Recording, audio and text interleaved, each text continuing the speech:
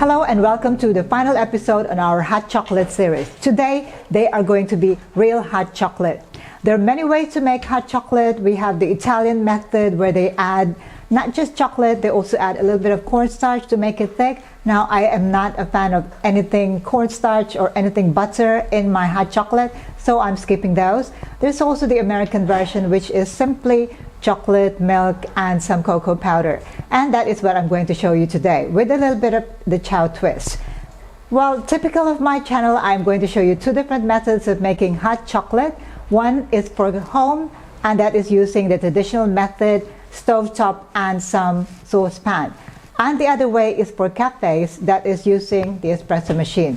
Is there any secret to good hot chocolate? Well, nothing really. It's all the same. It just depends on what type of chocolate you use in your drink. For today's video clip, I am going to use Hershey'S dark chocolate. Simple, it's easy to find. This one doesn't say exactly how many percent dark it is, so I'm assuming it is slightly sweetened. If you're using about 50 to 60% dark chocolate, there is really no need to add sugar into your hot chocolate. There's also a 70% dark chocolate here. If you're using a bar like this one, then I would say that you chop it into pieces before you mix it with your milk. And I'm also going to use milk, dairy milk. This is whole milk. I'm going to use a little bit of salt to enhance the flavor of my drink, and some freshly made whipped cream. For today's recipe, I'm going to use exactly the same for two different methods. I'm not going to use the bar, I'm going to use the chocolate chips, and we'll start by making our first hot chocolate using the traditional method, which is using a saucepan and a stovetop. The proportion that I'm going to make here is for 1 cup of 12 ounces or 360 ml. Let's start with the traditional method using a saucepan on a stovetop. In a saucepan, pour the milk in. If you would like to avoid skin forming on top of your milk, you may add about 1 teaspoon of sugar. When the milk is warm, that is, smoke coming off the surface, add the cocoa powder in.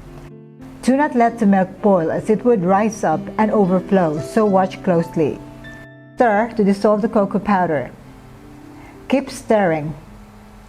If you would like to make a large batch, multiply the proportions here. You may also make a big batch, refrigerate and warm them up before serving, or simply have them cold sometimes. As soon as the cocoa mix is warm enough, turn off the heat.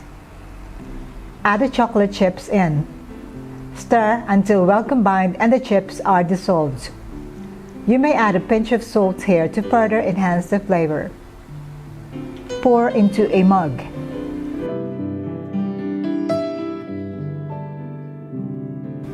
Top up with a generous amount of whipped cream. And more chocolate chips to garnish.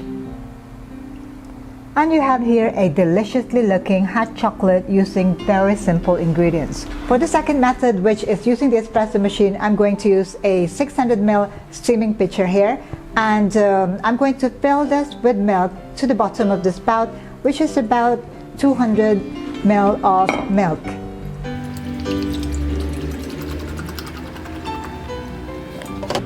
And then I'm going to add everything into this pitcher.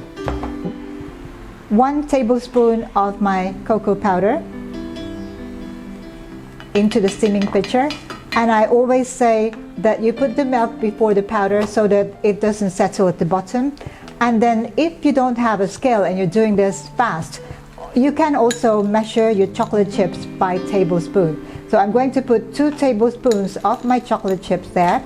And then final ingredient here is to add a little bit of salt just to enhance the flavor. Okay, so about 1/4 teaspoon of salt here, and then we are going to steam all of this together. It might help to stir before steaming, but not absolutely necessary. When steaming, aim for less air injected into the mixture. Submerge the steam one deep into the milk. We just want it to be hot and not too airy. When it is hot to the touch at the bottom of the pitcher, stop. You should get a smooth, silky texture, and your chocolates should have dissolved in the process. If you're not sure the chocolates have dissolved, give it a good stir. Tap and swirl to remove the large bubbles on top, and pour into your serving mug. Top up with a generous amount of whipped cream. And garnish with chocolate chips.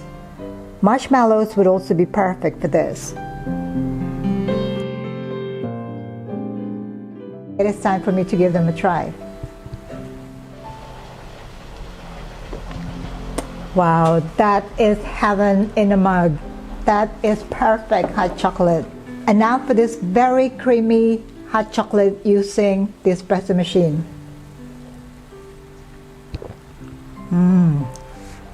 Wow, perfect for my taste bud and for my hands. Which one is my preference between the two of them? I really cannot tell. I like the traditional method because it gives me that really rich, really satisfying feeling, nothing injected into there, no air, it's all milk, chocolate, and cocoa powder. And I think that the addition of salt really makes a lot of difference. So when you make your hot chocolate, don't forget to add a little bit of salt. At the end of it, the ingredients are the same, so it should taste equally delicious. Before I end this video clip, I would like to inform everyone that now my books are available for purchase on Amazon.com. If you would like to get a copy of the hardcover, then please check the description box below for details on how to order. What better gift to give this holiday season than giving a family member or a friend a chance to start something new in the coming year? My books will help in getting them started in the right direction. If you already have an existing shop, the books will also help you to guide you on how to cut your costs and also some new recipes that you might wish to try. In the meantime, happy holidays once again. Merry Christmas. Thank you for watching. Ciao for now. Aloy, mang